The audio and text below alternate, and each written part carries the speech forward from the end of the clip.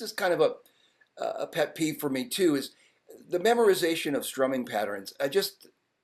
It's just too much.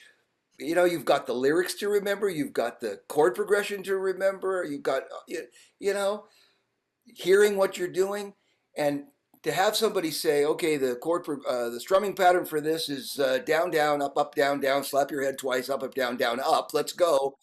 You can't remember that. So to have a basic understanding of just the basic strumming pattern, which is 1 and 2 and 3 and 4, and the downstrokes and the upstrokes.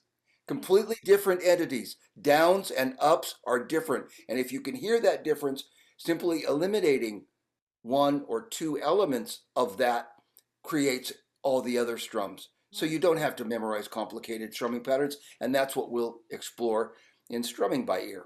I like the sound of that. Sounds like you're more focused on the negative space than the actual image of the You know, sound. that as an artist, that is a great analogy, Yes. uh, because uh, lately I've been really into my metronome to it, and there's a little section in the emotional value of chords about metronome usage, but in an organic sense.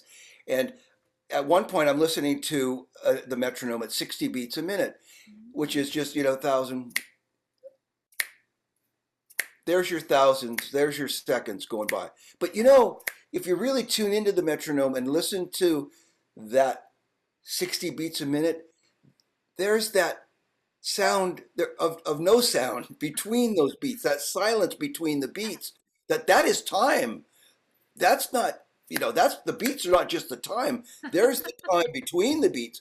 And I was telling somebody about this the other day, and they said, well, especially to an Olympic swimmer, you know, who loses by 0.37 you know, 0.37 one hundredths of a second. Yeah, there's time between those two beats.